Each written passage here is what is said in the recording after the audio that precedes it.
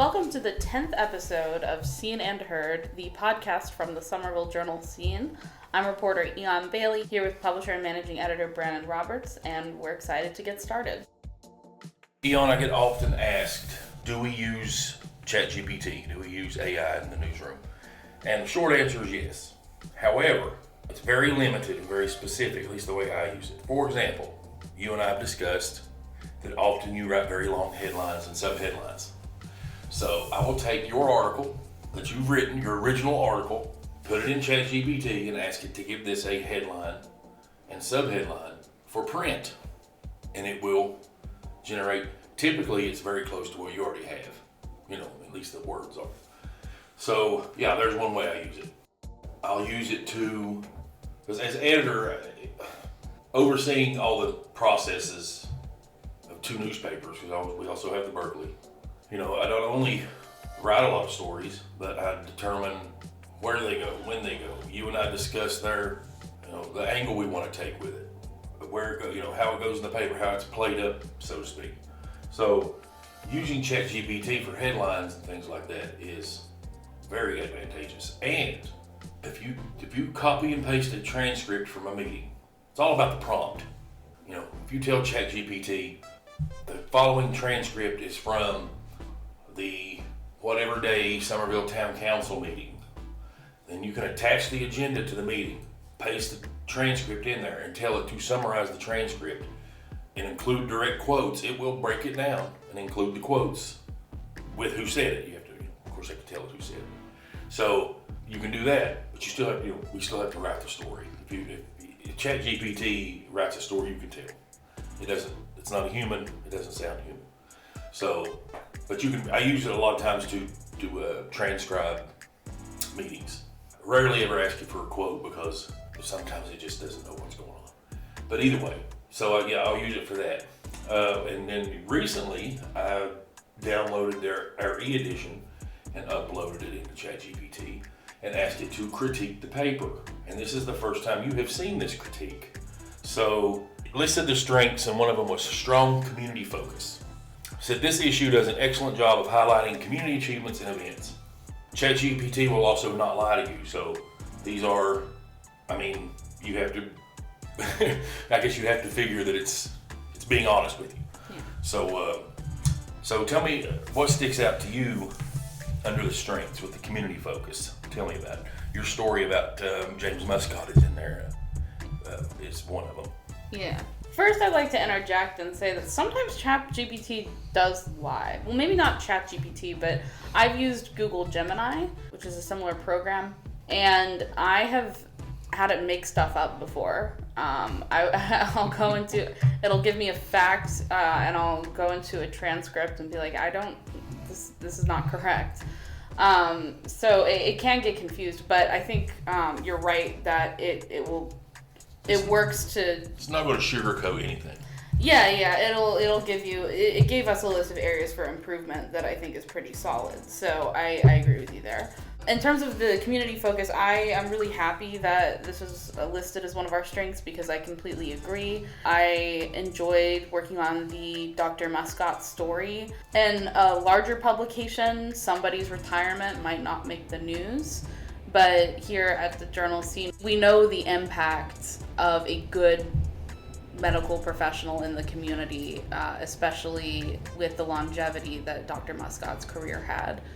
So I was happy that we have opportunities to highlight things like that really do matter, that might go overlooked in other publications. And the analysis says, these human interest stories are well-sourced, balanced, and showcase positive local impacts, reinforcing the paper's value as a community pillar. That makes me happy to read, and I would have to agree. When I first did this, and I went over this as an editor, it was beautiful to me because one of the strengths was clean writing and clear attribution. I'm all about the attribution. I'm all about clear, concise writing.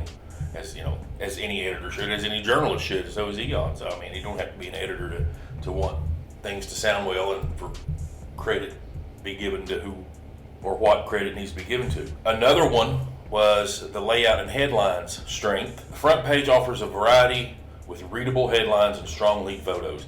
The word variety, that's key because, we could easily fill, and this is going to sound bad, not that we're living in the purge or anything, but we could easily fill the whole paper with crime stories or education stories or county and town government stuff or business, to be honest with you. And we don't. We have we make a concerted effort for it to be a variety. And there have been times where a great story didn't have any art or didn't have a strong photo with it. It probably would have been front page center, but the lack of a good photo knocked it out of that spot. So there's a process, kind of you deduce kind of sometimes, at least you should as an editor, like what's going to go where. And Eon and I've had, in the short time Eon's been here, we ran into this. You go into something thinking, this is top story, or this is front page center, and then when it's over, you're like, this is maybe nothing. So it's like, so you have that going for it. Also, educational coverage. I just mentioned we could probably fill it with all the, schools are so large around here and active. We could do it. We could do an entire education edition every week, but we try to pick and choose what resonates with the audience. Eon mentioned areas of improvement. This is how I say ChatGPT doesn't lie to you or won't sugarcoat anything, because if it would, we wouldn't have these areas for improvement. So it says the front page stories are too long, which overwhelms the eye. Well, that can be fixed with more photos, which we'll get into that in a minute. Photos was also one of the things they said. So it says, consider tightening leads or pushing one feature inside to give more breathing room to the visual hierarchy. Well, we can't really push a story inside if we don't have art to take up that space. So your thoughts on that, Eon? Sometimes for me as a reporter, it's easy to get really focused on the stories and forget about the end product that is the paper, because I don't work in design, and so I don't think like a designer. I think like a reporter. However, if incorporating more photos will make for a more visually engaging and easier to digest final product, that final product being the paper, then it's on me when I cover a story to have a eye for opportunities for visuals, because the cohesion and the visual appeal of the end product really does matter. We're not just trying to get you information. All the information that we provide, you could go out and get yourself if you really wanted to. It's our job to make it easy for you to access it. And part of ease of access is a visually cohesive and digestible final product. So I'm happy to, incorporate more photos, maybe be a little more succinct or less wordy so that my stories aren't super lengthy in a way that's hard to read. These are small adjustments that we can make that would have a big impact. Well, let me say this first. You do think like a reporter, but if you ever ascend to an editor position, you will think like a reporter. You will think like a photographer. You will think like a designer. You will think like a copy editor. You will do all of that stuff. And that just comes with time. I mean, if you're already doing that, then you probably should have had some more hobbies when you were younger. It's just anybody who doesn't do it because they have to. But anyway, there's a scene, and forgive me if I've mentioned this before, there's a scene in Driving Miss Daisy, great movie from the 90s if you've seen it, where Morgan Freeman's character, Hogue, is reading, they're in a cemetery, he and Jessica Tandy, Miss Daisy are in a cemetery. She asked him to put some flowers on a grave. He said, which one? She said, the last name's Bauer. And he just stands there looking confused. She says, well, go on, what are you doing, whatever. He says, Bauer. He said, it starts with a B, right? Long story short, she finds out he can't read. And she's a former teacher, and she gets very upset over the fact that he can't read. And she says, what do you mean you can't read? I see you looking at the paper all the time. And he said, well, that's just it, ma'am. I'm just looking at it. I can kind of tell what's going on by looking at the pictures. That stuck with me. I was probably 9 years old when that movie came out. But that stuck with me even to now with my approach to photos. I feel like you should be able to tell what's going on, what a story is about by looking at the photos. This week's paper coming, you and I both covered a Memorial Day thing. Probably be easy to tell when you look at that what's going on in those photos. And of course, some stories don't have photos, but a according to ChatGPT, our photos could be more dynamic. And I would argue with ChatGPT here that photos can always be more dynamic. You have a great photo. Use ChatGPT to say that there's not a better one. It tells us that we run a lot of posed or ceremonial ones. Well, a lot of them are posed and ceremonial. I mean, if you cover a town council meeting or and they give out the mayor's awards, which they do to 10 or 12 people, that's a posed photo. There's no other way to do it. I mean, that's just what it is. More candid action shots, well, that's, who doesn't want that? Everybody wants that. So anyway, another area of improvement it told us was a lack of hard news balance. It says most of this issue, this is the May 21st issue, which has the Summerville Mayor's Committee story at the top, if you're wondering. It says most of the issue leans heavily on features, recognitions, and community events. Well, I don't think that's such a bad thing. It could benefit from one or two harder news pieces, perhaps investigative or watchdog reporting. Well, Eon, we'll have to let our investigative reporter know that we need more investigative stuff. You're talking to the entire staff, sorry, Roger, entire news staff of the Journal Scene right now. So yes, we would love to have more investigative and watchdog stories. So as soon as you and I get time to go sit out in the car and stake out outside of a meeting for 6 hours and take pictures, thinking like the old 80s cop movies, we'll do that. But not to say we don't go after the hard news, we do, but we have to be able to pursue it realistically. I also think something that maybe people don't realize is that we do have territory constraints, and sometimes news stories that might have more of a national impact happen out in Charleston or in Columbia, where we have agreements either within our company or with external papers not to cover those areas due to competition. It's a matter of respect. And also it keeps the focus here in town on our community that we care about serving. I know for a fact that there are hard-hitting stories out there in this community that are waiting for somebody to notice them, but the obvious ones are often outside of our territory. And the ones that are not so obvious, those take time to develop. As for what we do have, I'm really proud of the community focus that we have, and I agree wholeheartedly with Brandon that it's not such a bad thing to have features, recognitions, and community events. I think that's why people buy the paper. It's what they want to consume. And community really matters, and it's, I think, an important community service. Was it the football team or the band had to send off? I mean, they both had to send off, but I believe it was the football team had to send off in town, like Summerville often does. And one of the businesses put out some green balloons, and I took a picture of the balloon on one of my mini walks to the marathon over here, and just took a picture of the balloon and said downtown is preparing for the football team send-off today at noon. That picture of that balloon, if you remember, got thousands of views and shares. The video and pictures of the actual send-off did nothing in comparison to this picture of the balloon. So when I see this about the photos, it's like you never know. When ChatGPT can tell you all day, oh, you need to have more dynamic photos, but define dynamic.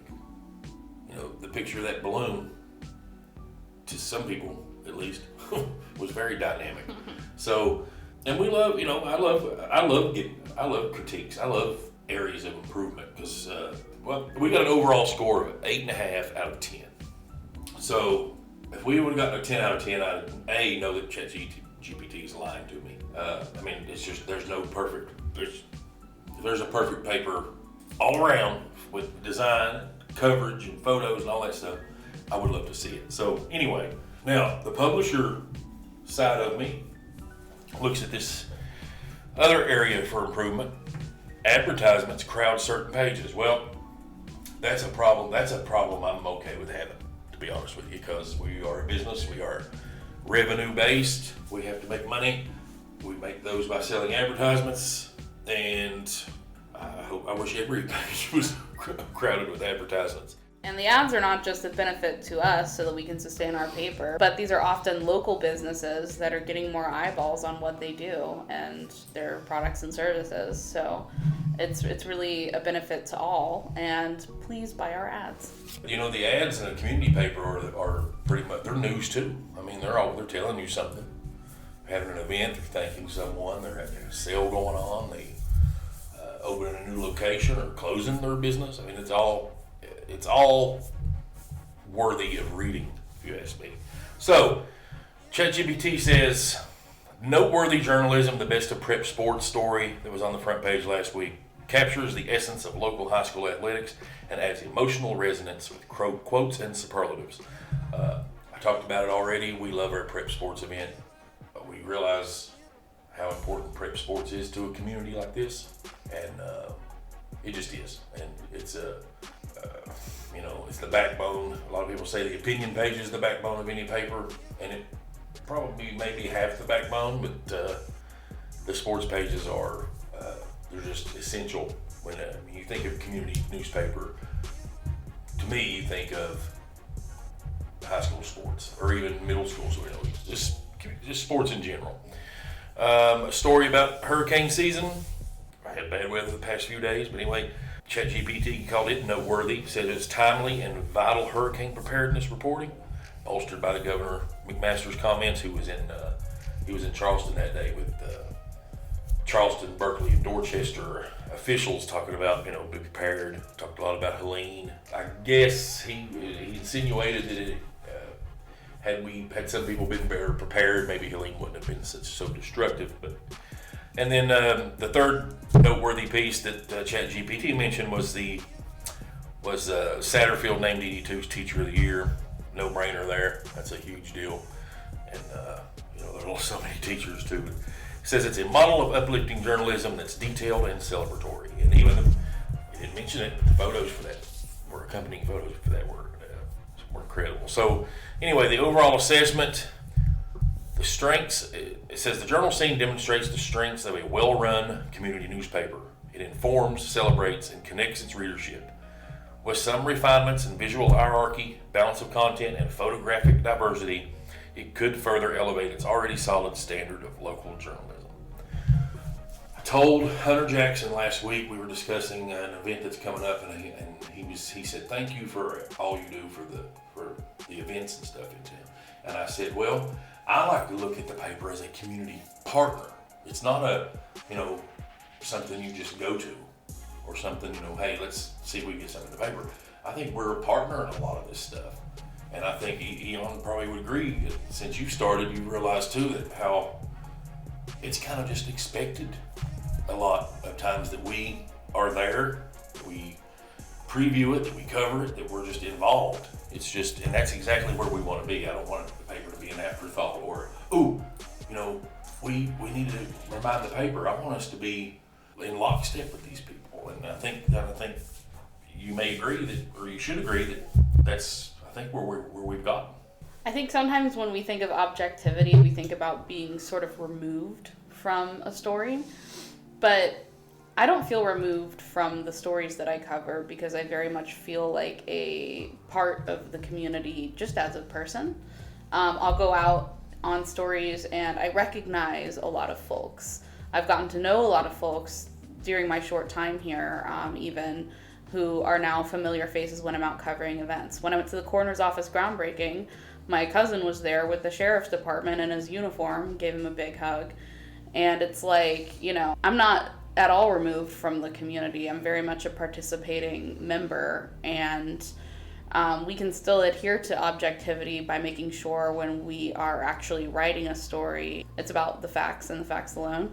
But that doesn't mean that you can't still be involved and have a heart for the community that you serve. I think it's an asset to be a part of the community rather than just being a watcher or a fly on the wall. So for this 10th episode, instead of recapping the news for you, we dove into a discussion about artificial intelligence and its applications in a modern newsroom, and then we even used it to give ourselves a third-party critique.